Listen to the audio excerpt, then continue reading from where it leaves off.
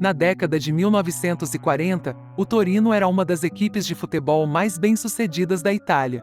Eles conquistaram vários títulos da Série A e eram conhecidos como Il Grande Torino, devido à sua excelência no campo. A tragédia de Superga, o fim do Grande Torino.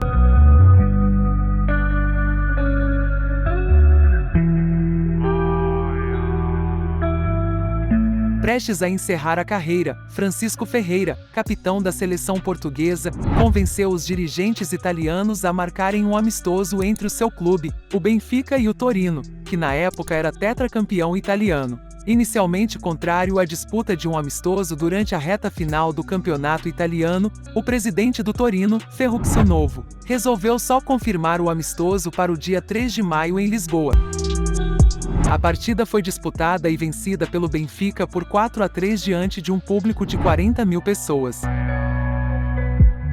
No dia 4 de maio de 1949, a aeronave Fiat G.212, prefixo IELSE, da Aviolinee Italiane decolou às 9 horas e 52 minutos do aeroporto da Portela, em Lisboa, e fez escala para reabastecimento em Barcelona às 13 horas e 15 minutos, conforme previsto. A decolagem do aeroporto de Barcelona ocorreu às 14 horas e 50 minutos. Ao aproximar-se do espaço aéreo italiano, a tripulação recebeu um informe meteorológico indicando um denso nevoeiro, com visibilidade horizontal abaixo de 40 metros. Com isso, às 16 horas e 59, o comandante Pierluigi Meroni avisa a Torre de Turim que está iniciando os procedimentos de aproximação visual para realizar a aterrissagem.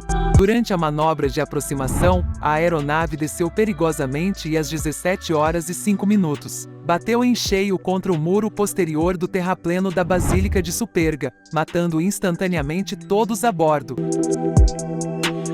As 31 pessoas a bordo do avião, incluindo Valentino Mazzola, considerado um dos maiores jogadores italianos da época, perderam a vida. Além dos jogadores, membros da comissão técnica e jornalistas também estavam a bordo. A tragédia teve um impacto profundo não apenas no Torino, mas em todo o futebol italiano, perdendo uma equipe que estava no auge de seu sucesso.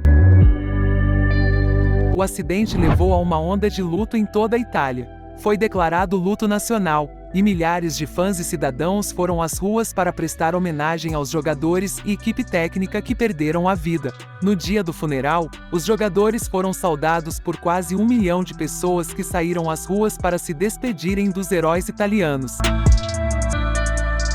O Torino, que estava dominando o cenário futebolístico da Itália naquela época, após a tragédia, enfrentou o desafio de reconstruir sua equipe e decidiu colocar jogadores juvenis para concluir as 4 rodadas restantes do campeonato. No final, o Torino conquistou seu 5º título.